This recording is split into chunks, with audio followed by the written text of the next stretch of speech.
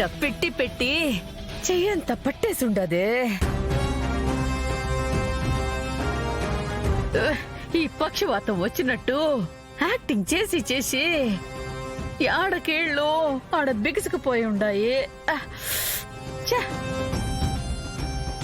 ఏదోటి చేసి ఈ 2-3 రోజుల్లోనే ఆ జగదాత్రి కేదార్లు ఇంట్లోంచి పారిపోయేలా చెయ్యాలా.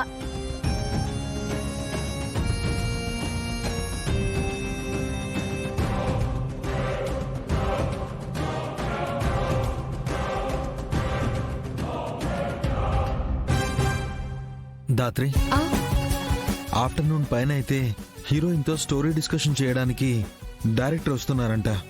మనం వెళ్తే డైరెక్టర్ రాకముందే వెళ్ళాలి. ఎందుకంటే డైరెక్టర్ వచ్చాక ఆ డిస్కషన్ ఎంత టైం పడుతుందో మనకి తెలియదు కదా. అలాగే, డైరెక్టర్ రాకముందే మనం వెళ్దాం. ఎలా కుదురుతుంది దాత్రి? ఇక్కడ పిన్నిని కూడా చూసుకుంటామని కమిట్ అయ్యాం కదా. మీకోసం తినడానికి నేను ఏదైనా రెడీ చేసి తీసుకొస్తాను. కొంచెం బాగా చేసుకోండి. నా అత్తయ్య గారే నన్ను పంపిస్తారు కేదార్. అదెలా పాసిబుల్ అవుతుంది దాత్రి? మనమందరం అనుకున్నట్టు అత్తయ్య గారికి పక్షవాతం రాలేదు కేదార్. మరి పక్షవాతం వచ్చినట్టు నటిస్తున్నారు.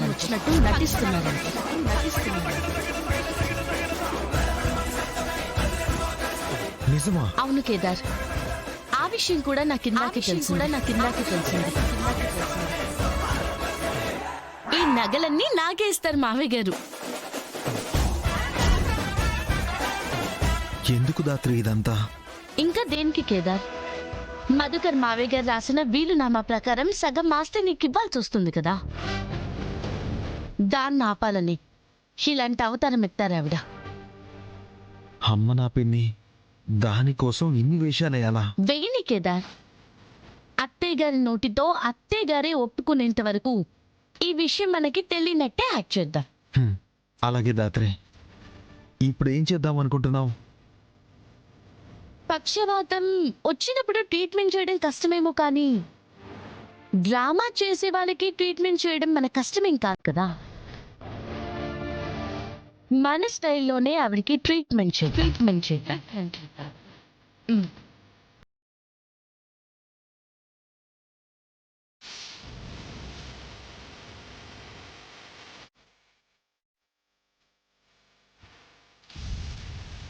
స్వామి ఎంకన్నా, ఈ పక్షవాతం పేరుతో అన్ని పత్యాలే పెడతా ఉండారు.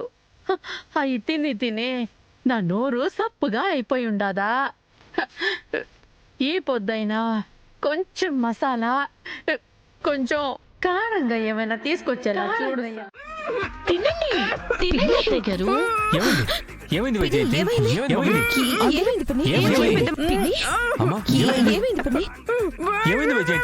ఎందుకలా ఏడుస్తున్నావు? కంగారు పడాల్సింది ఏం లేదు మావయ్య గారు. అత్తయ్య గారు వాడే ఒక టాబ్లెట్స్ లో ఒక టాబ్లెట్ అయిపోయింది. ఆ టాబ్లెట్ వేసుకోకపోతే ఏం తిన్నా సరే ఇదిగో ఇలాగే మండుతుంది. కాసేపే ఈ మంట, తర్వాత మామూలే.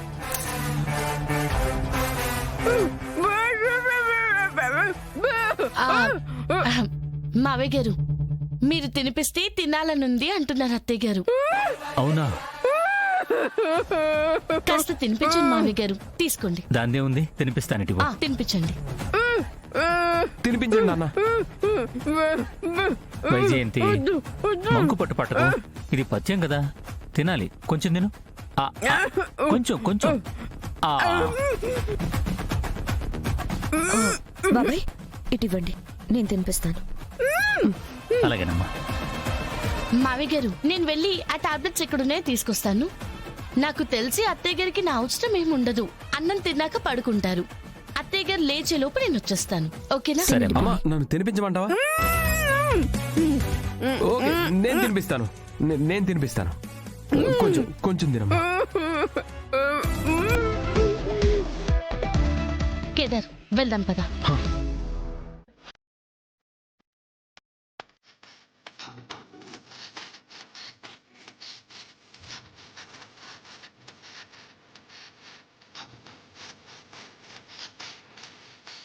Madam, juice.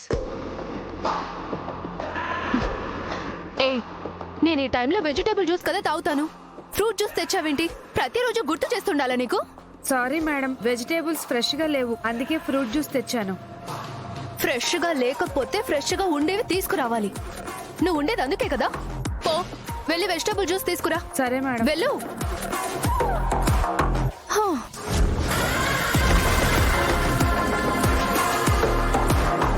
కేడి, మనమిద్దరం మెయిన్ గేట్ నుంచి వెళ్తే మనకి కావాల్సిన ఆధారాలు దొరికే ఛాన్స్ లేదు.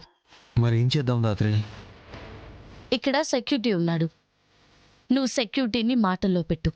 నేను వెనక నుంచి ఎంటర్ అవుతాను. నువ్వు మన ప్లాన్ ప్రకారం లోపలికి వెళ్ళు. అలాగే దాత్రి, నువ్వు జాగ్రత్త. మ్.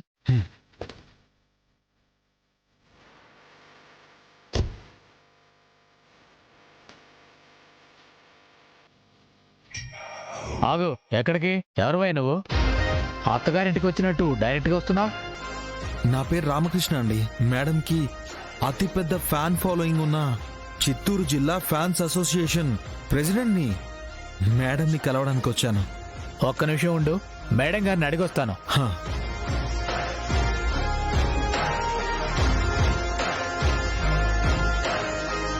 మీ మేడంకున్న ఫ్యాన్స్ అనే పిచ్చితో ఖచ్చితంగా రమ్మనే చెప్తుంది.